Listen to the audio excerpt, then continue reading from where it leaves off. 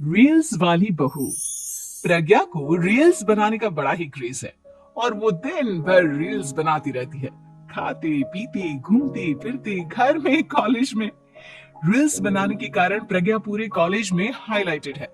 जहां उसकी रील्स सभी को पसंद आते हैं, वहीं मनीषा चिंता में डूबी रहती है। एक रोज जब खाते हुए प्रज्ञा रील्स बना रही होती है, तब मनीषा कहती है, एक मिनट भी चैन नहीं है इस लड़की को। यह नहीं कि खाना तो आराम से खा ले, लेकिन नहीं, अरे थोड़ी देर रील्स नहीं बनाओगी तो आसमान नहीं टूट पड़ेगा। अरे मम्मी, इसी को तो कहते हैं डिटर्मिनेशन। तुम नहीं समझोगी ये सब। भगवान, इस लड़की को सद्बुद्धि दे। जब देखो तब टेढ़ा बाका मुंह बनाती रहती है। मनीषा की बात का प्रज्ञा पर जरा भी असर नहीं होता और वो खाते खाते रील्स बनाती रहती है। दिन बीतने लगते हैं और देखते देखते प्रज्ञा का कॉलेज भी खत्म हो जाता है। आए दिन कोई ना कोई मनीषा को प्रज्ञा की शादी करवाने का सुझाव दी जाता है। सब ठीक ही कहते हैं, प्रज्ञा की शादी कर देनी चाहिए। अपने घर के काम काज में व्यस्त हो जाएगी तो खुद ही ये रील्स और नाच गाना बंद हो जाएगा। मनीषा और प्रेम प्रज्ञा के लिए एक अच्छा लड़का ढूंढने लगते हैं और तभी विकी का रिश्ता प्रज्ञा के लिए आता है, जिसने प्रज्ञा को उसकी रील्स देखकर पसंद कर लिया था। अगले दिन विकी अपने माता पिता के साथ प्रज्ञा के घर पहुंच जाता है और प्रज्ञा साड़ी पहने हाथों में चाय की ट्रे लिए उनके सामने आती है। जब विकी को पसंद है तो हमें भी बहू पसंद है। बहन जी, आप बारात की तैयारी कीजिए। एक बार लड़का लड़की अकेले में बात कर ले तो अच्छा रहेगा। हाँ हाँ, क्यों नहीं। मनीषा विकी को प्रज्ञा के कमरे में भेजती है, जहाँ प्रज्ञा पहले से ही रील्स बना रही होती है। तभी विकी कहता है, आ गए आपके साजन जी। हमारे साथ ये रील्स कंप्लीट करती तो और भी अच्छा रहता। अच्छा जी, अब आ ही गए हैं तो बना ही लेती हूँ आपके साथ। दोनों मिलकर रील्स बनाते हैं। जब वी मीट और तुरंत पोस्ट भी कर देते हैं। फिर विकी कहता है, जब आप साड़ी में चाय लेकर आए तब मुझे लगा कि कहीं मैं गलत करने तो नहीं आ गया। अब सही है। दोनों की शादी पक्की हो जाती है और शादी के दिन भी प्रज्ञा रील्स बनाने से चूकती नहीं। यहाँ तक कि बारात के समय भी नाचते हुए रील्स बनाती है। सभी लोग प्रज्ञा की तारीफ के पुल बांध देते हैं और प्रज्ञा नाचती गाती अपने ससुराल चली जाती है। सब कुछ अच्छा चल रहा होता है।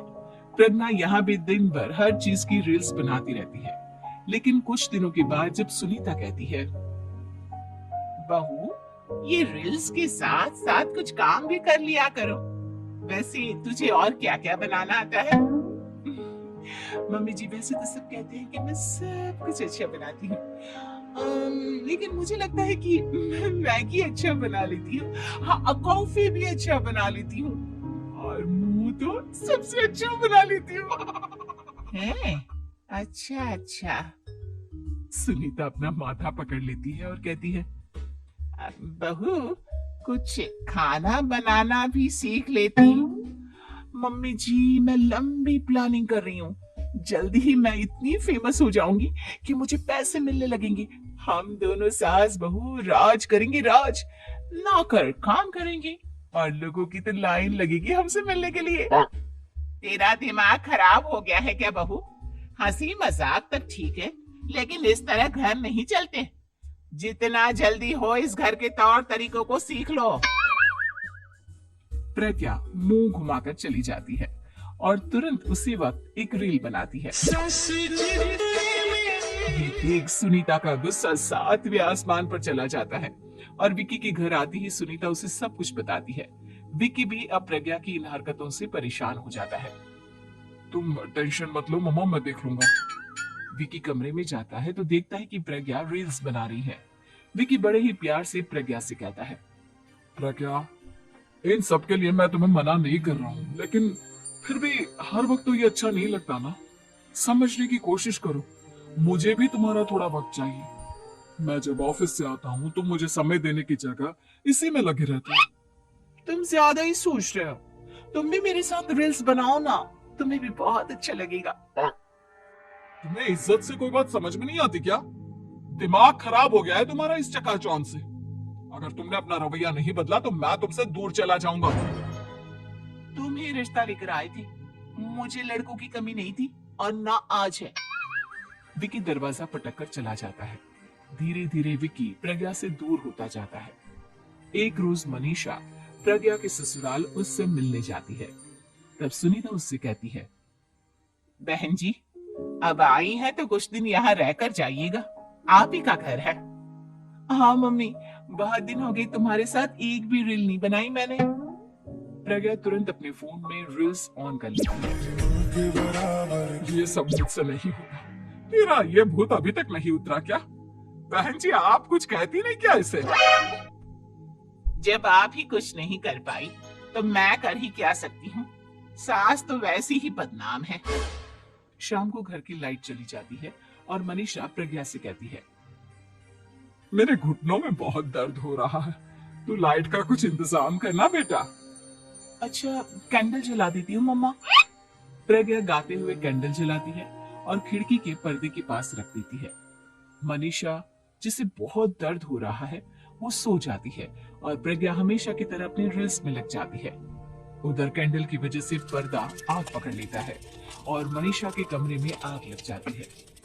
बचाओ, कोई है, बचाओ।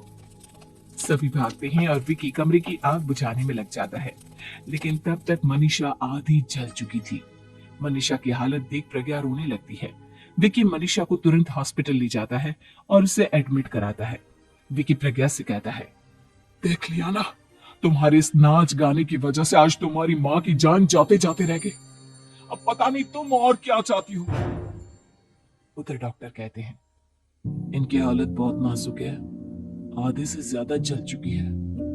प्रज्ञा रोती हुई मंदिर में जाती है और भगवान के आगे जाकर कहती है, भगवान मेरी माँ को ठीक कर दो, मैं कसम खाती हूँ हाथ से ये रील्स बनाना छोड़ दूंगी, बस मुझे मेरी माँ वापस मिल जाए। 2 दिन बीत जाते हैं और मनीषा खतरे से बाहर आ जाती है।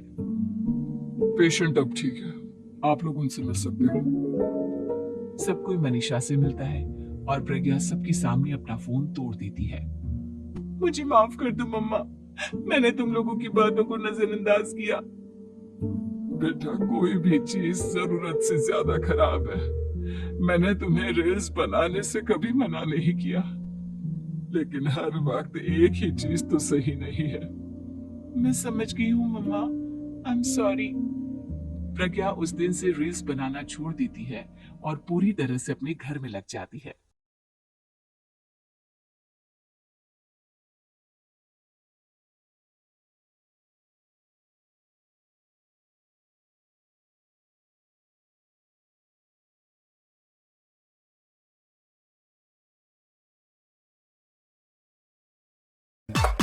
जेम्स थोड़ा पानी लेके आना, बहुत प्यास लग रहा है। नहीं नहीं जाएगा, मम्मी मना किया है। क्यों? तुम मम्मी का पूरा लिपस्टिक फाउंडेशन सब चोरी करता है बोलते हैं। मम्मी इसलिए बोला है कि रूम से बाहर मत जाओ जब तक वो नहीं आता है। बैगन पकड़ो कैच। जेम्स तुम लोग के घर में इतना हल्ला क्यों हुआ था कल? मम्मी और पापा का है ना, नहीं बताएगा। बताओ ना, तुमको हम एक चॉकलेट देगा। क्या देगा? एक बड़ा चॉकलेट।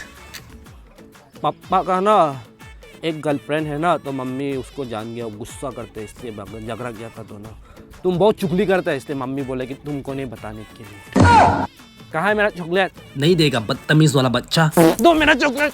मत आओ, जाओ जाओ, मत आओ, जाओ। जेम्स तुम अपने दोस्त को क्यों भगा रहा है? इसका मम्मी बहुत चुगली करता है इसलिए मेरा मम्मी बोले कि इसका साथ दोस्त नहीं करने के लिए। इन लोग का घर अच्छा नहीं है, सब कुछ चुगली करता है। जाओ यहाँ से, जाओ, दोस्त नहीं करेगा, जाओ जाओ जाओ। तुम घर से क्यों नहीं जाता है? मेरा मम्मी बहुत बोरिंग हो रहा है उनको बोलते हैं। जाओ यहाँ से, जाओ जाओ, जल्दी जाओ।